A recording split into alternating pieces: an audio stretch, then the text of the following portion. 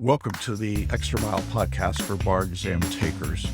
My name is Jackson Mummy, and each week we'll be bringing you updated information about the bar exam and what you need to do in order to make the next bar exam your last bar exam. Ready to get started? Let's jump to it. Hey everybody, welcome. It is Wednesday, July 5th. We have survived the 4th of July, hopefully, and I'm glad you're here. I'm glad I'm here. I have June here and Amanda here. Amanda, you are going through what June and I always go through, which is feel sick in July, don't you? Yeah, I feel like I'm having some sympathy, worn down sickness from everybody else who's studying hard, and we're all working harder too. We know the students are working the hardest, obviously, but I got a little bit of a cold that I'm recovering from.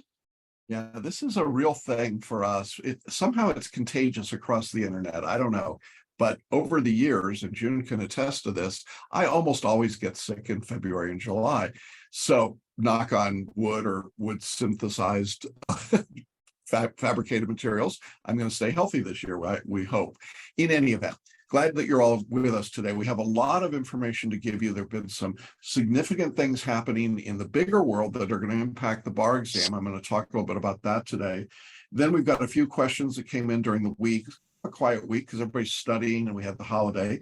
And then we asked you a question this week. We said, what's the biggest obstacle that you're facing? What's keeping you from being successful on the exam right now? We got some good responses to that, and Amanda and June and I will talk about all that and give you our thoughts about that. I do have a few cool things I want to talk about, and then some things going on with the exam itself. The first thing I want to let you know is that as of July 1st, we switched one of our processors for credit card payments that now allows us to use a couple of companies, Klarna and Affirm. And what this does is that you now will see when you go to order any product, whether it's photo reading or bar maps or a basic course, whatever it might be, that you now have a number of options. You can take the one single payment and get a discounted course price, or you can take, as before, 12 monthly payments from us, which is more expensive, but obviously broken into 12 payments. But with Klarna and Affirm, you now have the option for up to four monthly payments with no interest charge at all at the lower discounted course price. So if you're looking at photo reading, for example, instead of paying $400 up front, you can use Klarna or Affirm and pay four payments of $100. And it's easy. It's just right there on the order form. It's a very simple. You just put in your name and a little bit of information, and they set you up and you're good to go. Or you can use our payment option. Now, we don't have a 4-payment option. We've either got a 2-payment option or a 12-payment option. So that should be helpful to everybody. And you'll see that on the order page. If you don't see it, just go to, I think it says cards and more. Just click there and then you'll see Klarna and Affirm. And I just want to say, this is something that we wanted to do to make the course more accessible. And I know, Amanda, you have been a great proponent of trying to make the course as accessible and open to people from all sorts of economic situations. So I'm pretty excited about this. Yeah, this is really great. And yeah, of course, because there's always that, I feel like when you're trying to do good work and you're doing this work for the bar exam and you're like doing it in a justice focused way, at least for, I can speak personally for me, you always have to hold that you're a part of this economic system here. And we're trying to tell you all these things that you can do to better yourself that we really believe in and to put yourself in the best position to pass. But it's also awesome that we can offer like all these ways to get access to those resources. And I feel like a lot of it is shaped from what I did before I was an attorney, but also my personal experience when I first graduated law school. And I literally did not sign up for a review course because I could not afford one. And people were like, what do you mean you can't afford one? You could take out a loan. I didn't have anyone to co-sign a loan for me. I probably had $50 in my bank account. So it was what it was. Yeah. And so if you are listening or watching this and you have not signed up with us for our basic course, you can now put that on Klarna or Affirm, get access to everything immediately and get a no interest payment plans. So I'm very excited about this. I hope it expands the reach and the ability of our course to talk to and help more people. And we'll continue to look at options around those things, but that's a pretty cool step.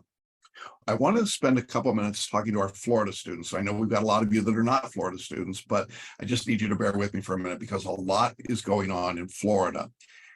Some of you may recall that in July of 2022, at just about this point, actually a little later, closer to the exam, the bar examiners in Florida sent out a very bizarre email in which they said all of the recent Supreme Court decisions and the Florida July enactments are testable on this coming exam in a week. It was a week before the exam, and everyone freaked out, and it was craziness.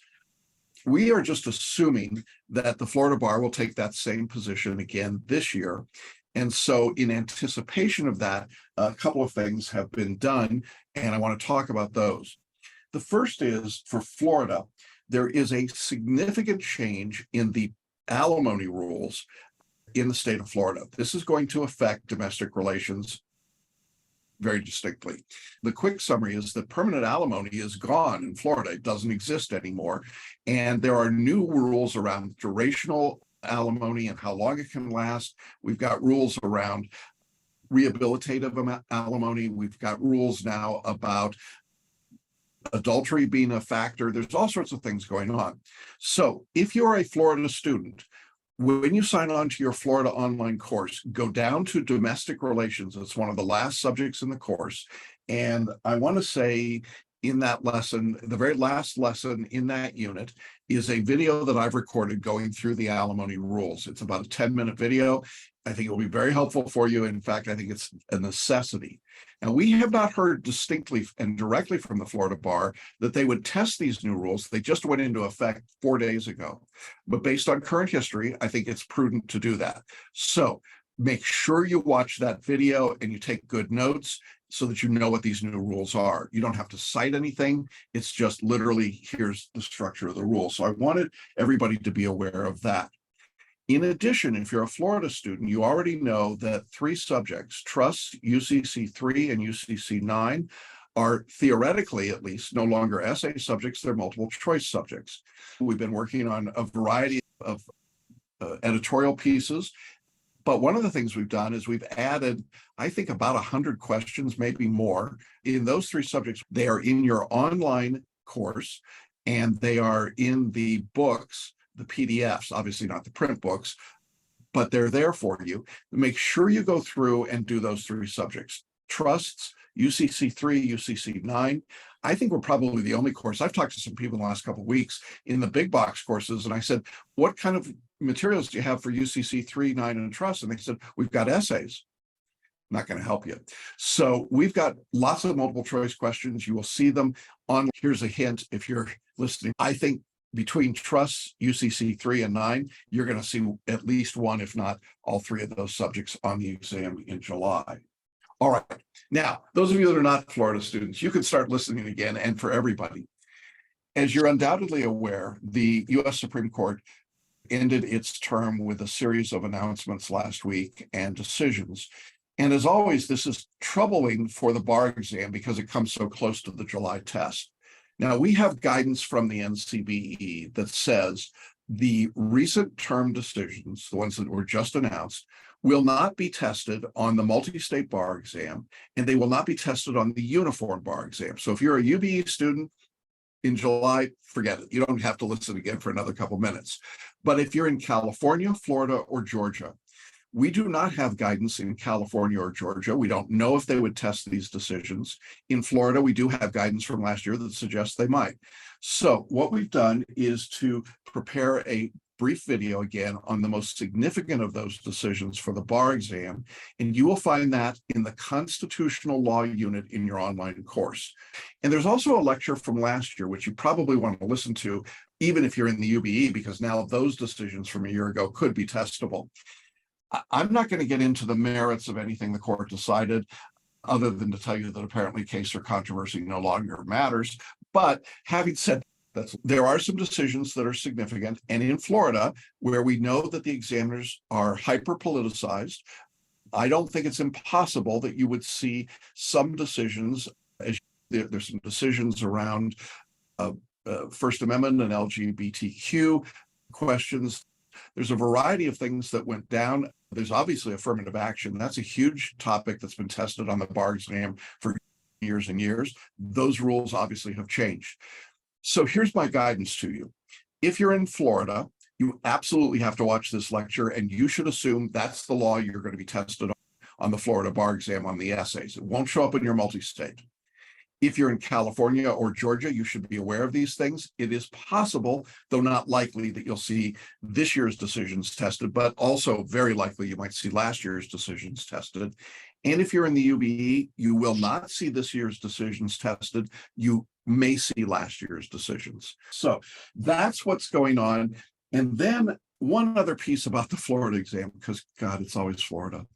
Florida announced this last week that they will not be going to the next generation bar exam in 2026. None of you on this call need to worry about that. I'm just letting you know that we're watching it, and it looks like Florida is going to stay in the same format at least through 2026. We know California is probably going to do that as well. Haven't heard from Georgia yet. So there's a whole lot going on there, and we'll see what happens, but just something to keep in mind. Anyway, last announcement for you is that we are registering for our upcoming live boot camp November 3rd and 4th here in Denver. We are getting registrations in. We're limiting to 15 people, 15, and there is an application that you need to fill out. Just go to our website. You'll see the link for boot camp, and then you can fill out the application. We are excited about this. It's a great training opportunity, and we hope that if you're taking the exam in 2024, that you will join us. We do know that there are some people sitting for July 2023 who are saying, you know what, I may not be ready and I might have to take boot camp. You can certainly apply now, hold your seat, and not have to make any payments. For everyone that's enrolled in boot camp, you do have the option of 8 monthly payments.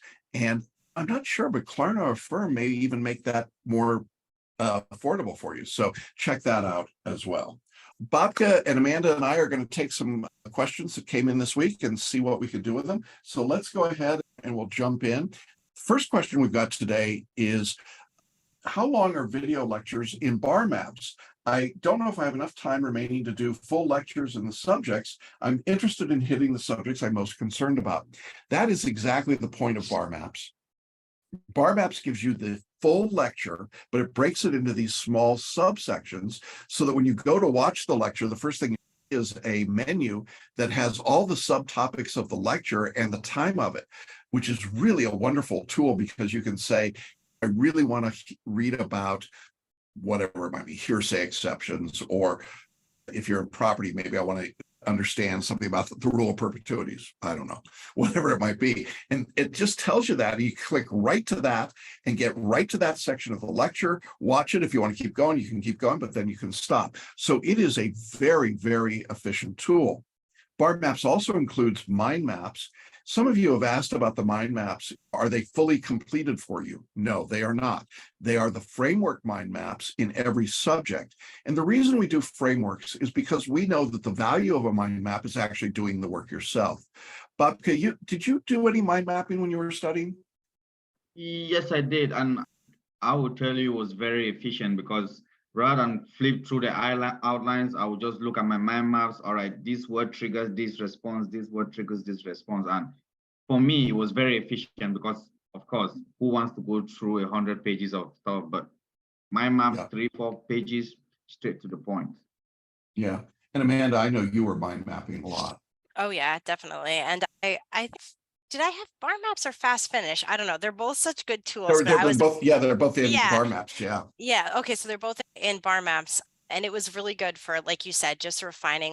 A lot of students are asking me, what do I do now with my multiple choice? How do I use my multiple choice now? It was like, you get a multiple choice question, you can go rule of perpetuities, even though I would probably just ignore that one.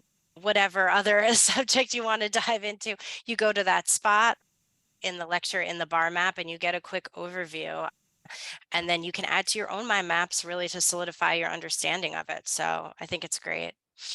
Yeah, and you can find bar maps. If you're in our course already, you can find the link to order it inside the online course. If you're not in our course, we'll link to it in the podcast, so you can check that out. It is a terrific tool. It covers all the subjects on your state and multi-state exam. Next question we got from a current student said, I'm thinking of adding photo reading to my account. Is it possible to pay monthly for that? Now it is. With Klarna and Affirm, you can actually get 4 monthly payments. So I'm pretty excited about that.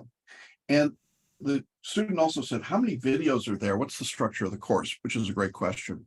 Initially, when photo reading was first created, Paul Sheely did audio lectures, 1-hour lectures, and there are 8 of them, I think, in the course. We make those available to you, and they're great to listen to.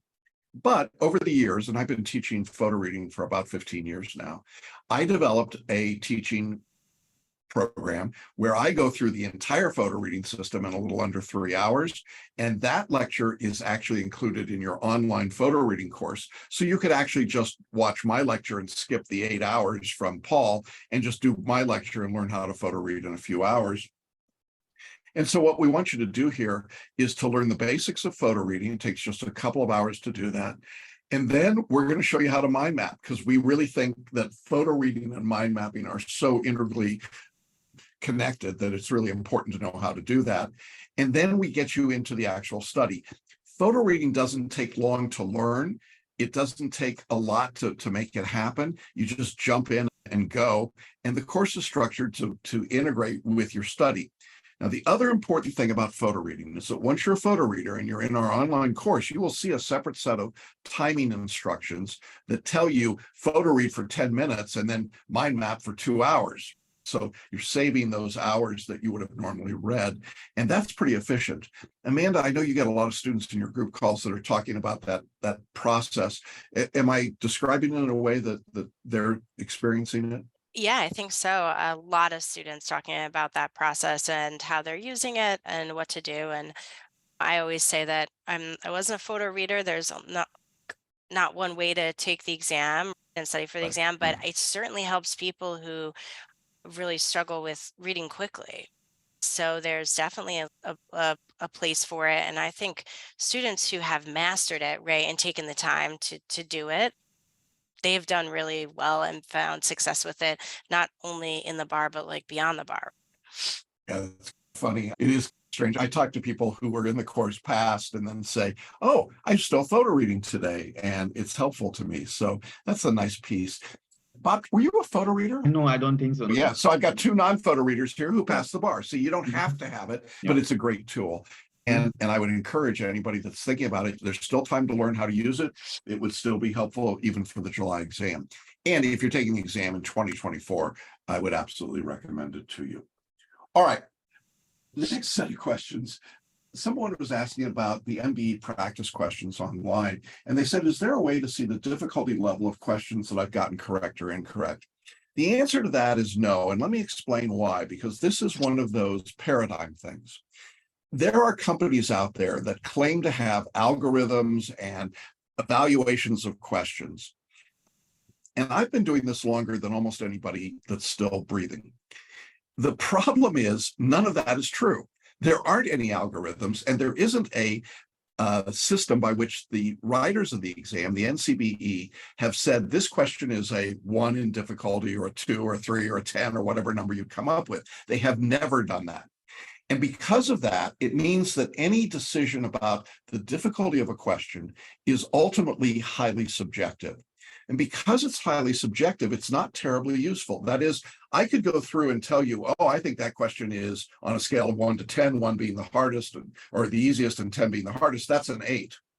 So what? That's just my opinion. It doesn't actually mean anything. And for that reason, we've considered this from time to time. And it's my view, rightly or wrongly, that I'm not doing anybody any favors. It doesn't really help you to know if a question's hard or easy. The point is to get it right. So let me throw that off to you, Amanda, because I know you spend a lot of time, you're doing our MBE training workshop now. And what's your take on that? Does it really matter if a question's easy or hard? Yeah, and it's interesting because we did discuss this like in coaching more than one time about this. Oh, that's a hard one. That's an easy one. And I don't think so. And I think part of my reason for that is questions you can perceive them as harder or easy depending on which questions become before or after them as well, and depending on how tired you are. So I make this argument, like in the exam, even if like we did some sort of statistical analysis, like after the exam was over, there's so much variables within that. So some people get one set of questions if you're in the UBE in the morning and a different set of questions in the afternoon. So depending if you got a lot of longer questions in the morning, questions that were more medium for like medium length or medium difficulty, you might have perceived that question as really difficult, right? If you were tired or if you had a really lengthy question that came before it. And that's part of the reason why I talk about selective intuition and 90 seconds per question and going with your gut and not worrying about it, not like weighing these answers in your head. So I think there's like a real fault in, like, certainly we have these difficult questions or questions the examiners have even thrown out because not enough of the top people got it. Not enough people got it. So certainly like we have these outliers, but other than that, I think like your perception of a question can really change depending on what's going on. And the same is true for in the exam. But like you said, it's also not the point of taking the questions is to figure out, am I getting the hard ones right or am I getting the easy ones? So it's Yeah. two problems here. Yeah, I think a certain amount of this comes from the marketing of some companies that do nothing but sell MBE questions. And they try to tell you, like, here's some easy ones and here's some hard ones, as though you could just progressively step your way up. It's actually not true. You really can't. And so we've designed the course in a way that if you're just following it, we're going to get you through all of those questions and you don't need to worry about whether they're easy or hard. That's really not the point. And this same student said, how do I match my scores up where I fall on the curve with respect to progress? And this takes us to another of the sort of philosophy of this course, which is, I don't care how many you get right in practice at all. It is not about how many you get. You're nodding your head. You want to jump in there? Yes, because I always say on my coaching call, I said, this is the time where you can fill all of your practice questions on your practice, and then you get the reason why you get them wrong, so that when you go into the bar exam, you're going in there to get it right and pass. So it's not more so the quantity of your work, more like the quality of your work. Okay, I failed. This is the reason why I'm failing it. And then you improve on it compared to you focusing on the score. Oh, I scored a 70% on this. And there is a tendency that when you score high, complacency equally kicks in because it's, oh, I'm comfortable now. I got 75%. I'm good. Then the next one, you got a 50%, and then you're like, you're mad. Meanwhile, if you're consistently failing, but at the same time, you're improving, that you're getting the reasons why you're failing, your chances of having a higher MBE score on the bar is extremely high because you're more focused on your failures and you're not dwelling on your weaknesses. Yeah, I want to emphasize this because as we turn the corner here to this last set of study before the July exam, it's obviously you want a sense of predictability, but most of these tests are not predictive. The only one that I will stake my claim on is February 91, weirdly enough. But don't worry about it. As Bobka says, you can fail them all right now. It makes no difference at all. I'm a geek about this stuff and I track progress and I can see how everyone has done on every multi-state online question. I've got all of that data. The problem is I can't find any correlation between how somebody does in practice and how they do on the bar exam. There is no correlation. It's what you do after the question. It's what you put into your mind map. It's the way you learn and develop and grow. Amanda, I remember you were just banging your head against the wall when you were doing MBE questions in practice. Yeah. And I think I had even submitted a question about this because my scores were at a point and then they went down and then there just seemed to be no rhyme or reason. And I was like, should I be concerned even if they're steadily going down? And it just really helped to hear, no, like we're just learning. They're in any particular, they're not in any particular order of difficulty or anything like that. And just again, switching my mindset, going back to what June said, and that this is an opportunity to learn. And I really think who can be the most enthusiastic about simply learning can really put at ease that desire to say, where am I falling? what am I going to do? And the other thing is, listen, I'm sure there are plenty of students. I don't advise this, but if you go on Reddit after the bar exam and look, there are plenty of students who said, I scored 80%, I scored 65%. And guess what? That's my overall average. Oh my gosh, I'm there. They're not going to pass the bar. Yeah. So there is just no, people are looking for that assurance that they're going to pass. And it's just not there. It's not in the practice questions. And you'll see after people saying, I want to sue this company because I got this, I scored all 70% and I didn't pass. They didn't set me up for success. But it's because the numbers just aren't predictive like that. Yeah. So again, trust the process. We've done this for over 30 years. We know what works and doesn't work. Don't try to fit the square peg in the round hole. You're just going to frustrate yourself, and you don't need to do that. There are very few things that we do in this course randomly. It's almost always based on our experience about what is most helpful for you as a student. So when we're talking about multi-state questions, that's designed to help you. As we get closer to the exam, tensions rise, people get frustrated. There's the desire to pick a fight with people, and that's normal. We're used to it, but just take a breath. You're going to be okay. You're going to be just fine. And in that context, I send out these daily emails, and it's really funny in the sense that I write about certain things happening, and then somebody writes back and says, I can't believe that just happened to me today. I wrote an email a couple of days ago talking about not listening to people on the outside. And one of our students wrote and said, this morning I had an altercation with someone who told me that I'm doing it wrong because this person has taken 1 million of these BS tests. And she said, I just got your email saying ignore that when you get that kind of advice. And then said, I realized that protecting my peace was primary and I exited the scene. That's wisdom.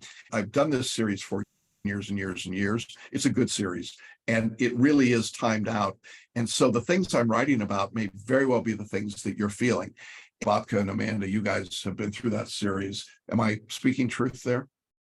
Oh, absolutely. For me, it was more of a daily routine. Like before I look at my affirmations, I'm like, all right, what does Jackson have for me today? And then I look at it, all right, this is what it does. Tune out the noise, don't listen, focus on what you need to do. That's it. And then it's like business as usual. And then you proceed. Yeah.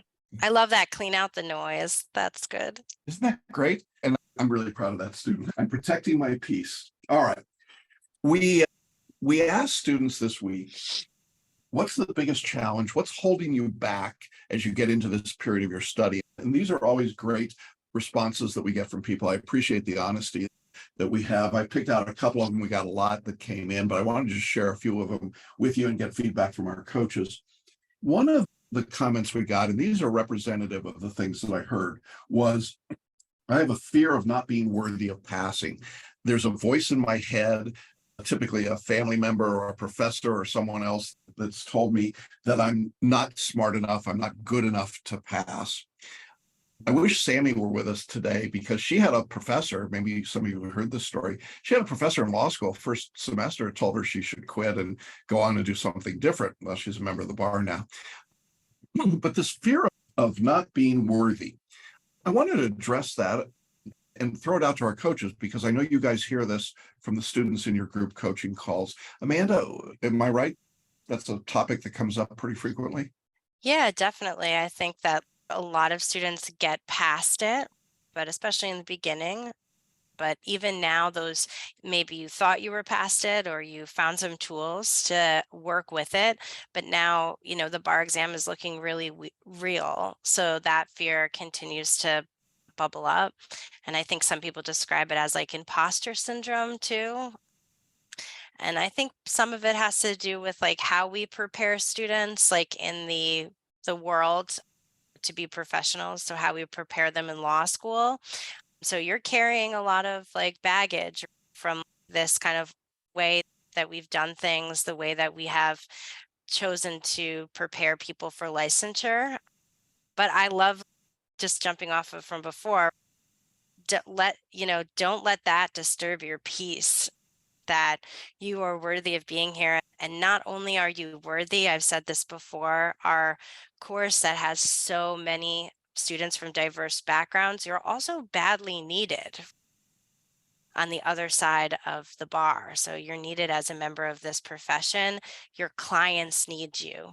The people who you're ultimately going to zealously advocate for, they need you.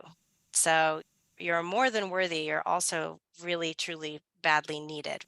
We need attorneys like you. Yeah. Bobka, what's your response when you hear this fear of being worthy, not being worthy of passing? I tend to look at it like, what is your why? Why do you want to become an attorney? And what the challenge that you're facing, is it big enough to overcome your why? And I always use myself like a point of reference. I took the bar exam 6 times. California whipped me to hell and brought me back. But at the same time, I had even my own family telling me, are you sure you're going to pass? And when I passed, I was like, how do you like me now? So I say all of that to say, what is your why? If your why has to be as robust as it is, and whatever challenge that it has to come and bounce off that why and go back. And at the same time, like I said earlier, you tune out that noise. Everybody's going to have an opinion. Oh, you should do this, you should do this. But this is your life. You use your own pen to write your story. And your why should be what is basically saying, hey, this is why I want to become a lawyer. This is what I'm going to do. And any challenge is going to come and bounce off of that. But if you listen to what people are saying, it festers up, it feeds, your mind feeds off of that. And then the seed spreads. And then all of a sudden now you start having self-doubt. So the key is you shut off that noise. Hey, yeah, thank you. I appreciate it, but I don't need it. You should respectfully. Sometimes for me, I was a little bit mean, but I was like, hey, thank you. I got it. So that's what I was saying. Yeah, I think that's great advice from both of you. There are some tools in the course to help you with this as well. There are the affirmations. There are the self-care videos that we've got near the very end of the course. Some of these include drop-in exercises in which you actually see yourself succeeding, not just on the bar, but in other things in your life. And you take that and put it into the place of taking the bar exam. I find those to be very helpful for students that are struggling with this fear of not being worthy. And then there's also the paraliminal recordings, which I find incredibly helpful. And as I've mentioned before, they are now available to you, all 75 recordings, for $95 for a year on an app called MindTracks, MINDTRX.com. It's learning strategies. It's their brand new app, and I think it's an incredible deal. But if you've got our paraliminal pack for the bar, you want to listen to personal genius and focus and concentration and belief. These are all great paraliminal recordings that will help you reprogram your non-conscious to not listen to those outside voices quite so much. And listen when you hear them, whether it's a family member, as Bobka was saying, or it's a friend, or it's the person in your office that says, oh, I took this bar exam, I took it, I went in and I got myself a Jim Beam and I just sat in the hotel for a weekend and I passed that sucker. That's great. That was 40 years ago, and it's not the exam that's being taken today. So that's when you just go, yeah, no, thank you, and keep moving. So in any event, you are worthy of passing. If you're in this course, you're in a position where you are worthy of passing. I want you to hear that really clearly. All right. Fear was the overriding word that I heard across the board. I got to hop in on that one really quick. Okay. Like you said about everybody else, all the outside noise.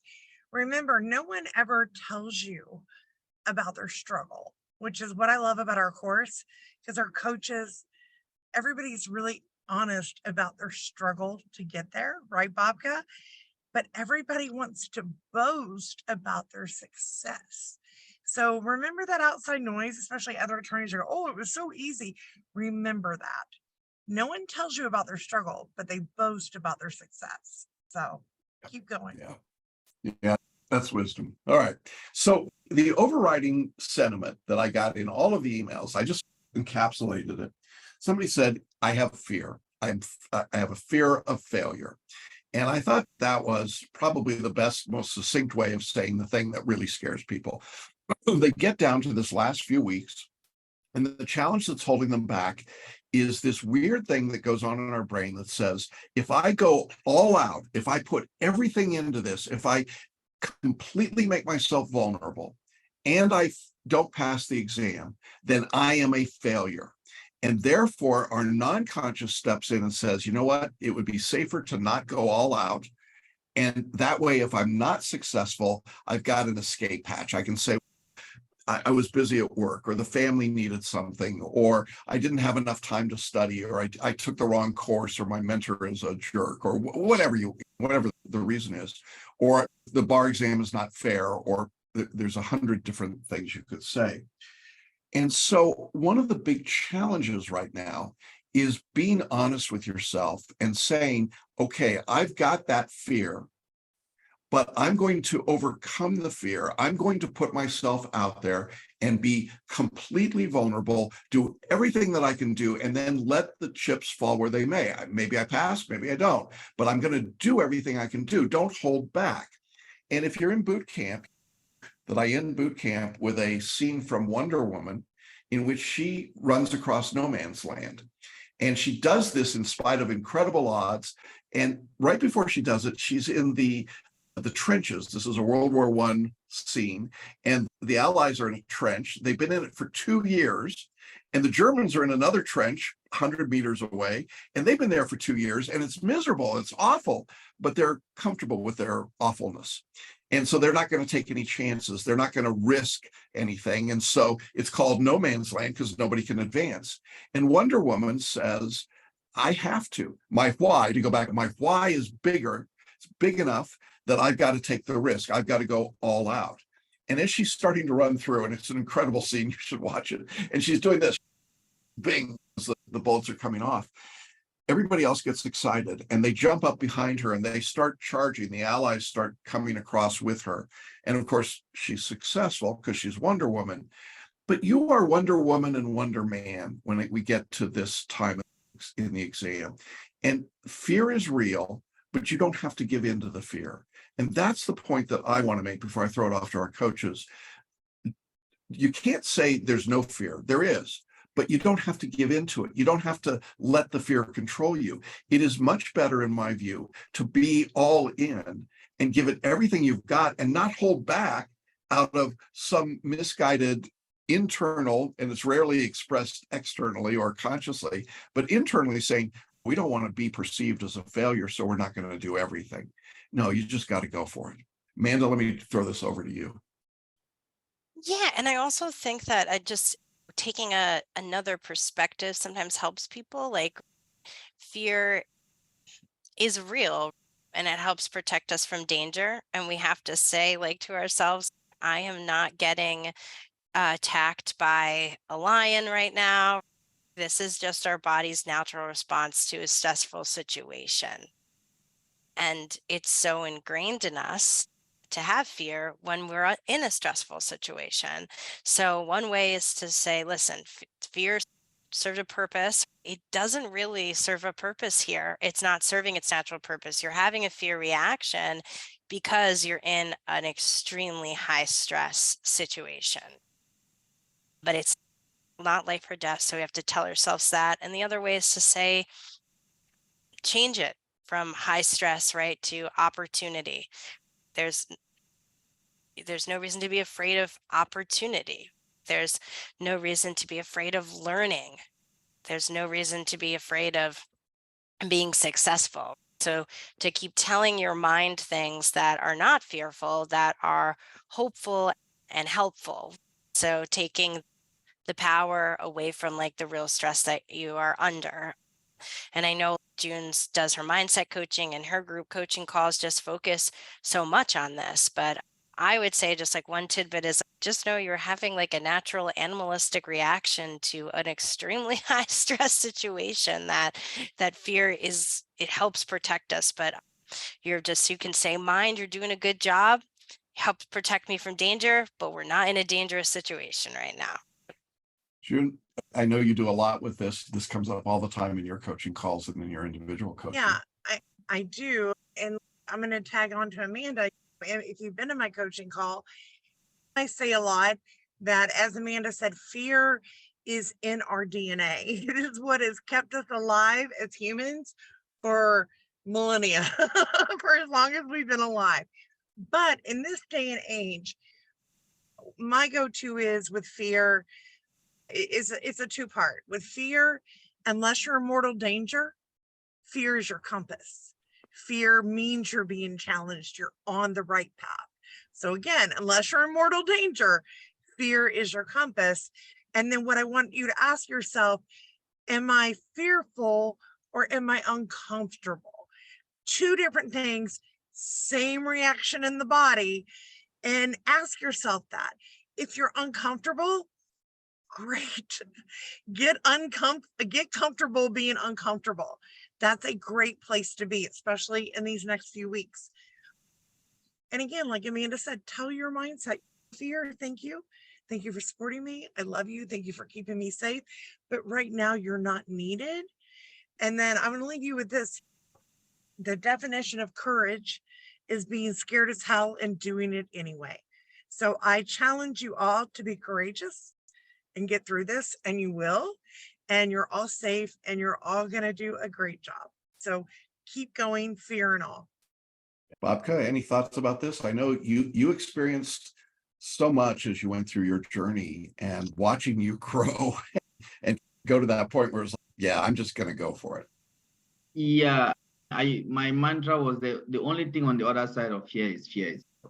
And at the same time, if you want to grow, growth is an important component of who we are.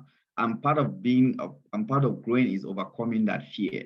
Unless you want to stay in the same spot for your lifetime, you have to grow.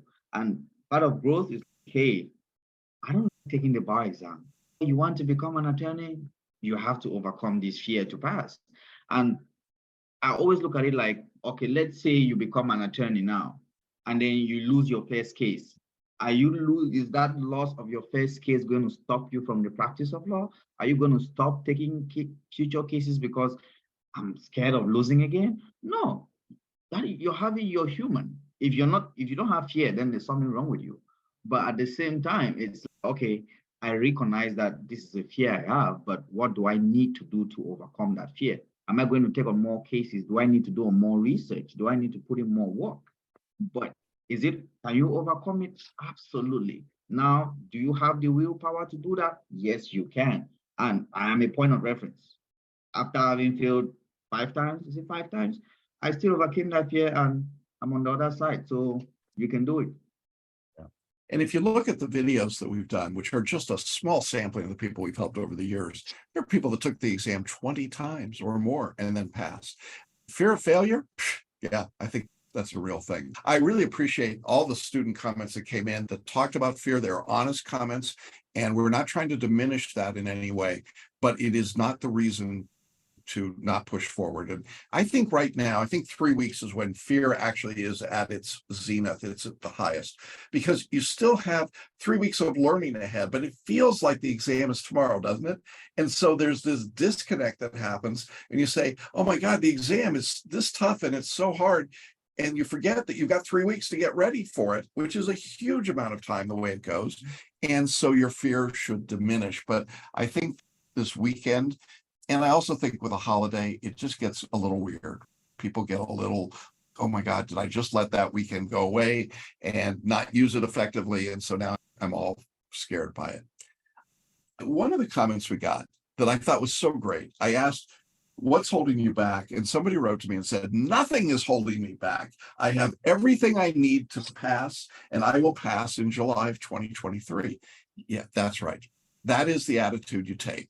You do your best, you go all out, you give it everything you've got, and then let the examiners make the decision about whether it was good enough for them or not. And I can assure you that if you do your very best, if you walk out of the exam and you say, I did the very best I could do, then the results are what they are, and we just move forward from there. It's the person that kind of half-asses it in there and says, well, I don't know, I'm not sure. I'm going to give it a little bit of a try and we'll see what happens, but it might not work. And they're the Eeyores, I call them. And the Eeyores just get beat up so badly. And they come out and they say, that's what I expected. I didn't quite do it. And essentially what happens is I end up having to light a fire under them to get them to do the work that they need to do and to have the belief that they need to have to get going. And our coaches come in and the tools and resources to get them through it. And they do. That's the great thing. I'll wrap up with this. I got a text message today online. Somebody said, do you have a course for North Carolina? And I said, yeah, we do. And they said, oh, thank goodness. You helped me 23 years ago on my 4th try in the Florida bar exam. 23 years ago. I was like, wow, yeah, I'm really old. And the student wrote back and said, so am I. But 23 years. And they'd had 3 failures and then they passed. And now they want to take another bar exam all these years later. You don't have to be afraid. And you've got everything you need in this course to be successful. On that note, I just want to thank Amanda and Bobka and June. I appreciate it so much on this holiday week that you guys were here. I appreciate all of you. We've got a big group of you online today live, and we are excited about that. We will be back next Wednesday. Obviously, we're getting closer, and just appreciate all the work that everybody's doing.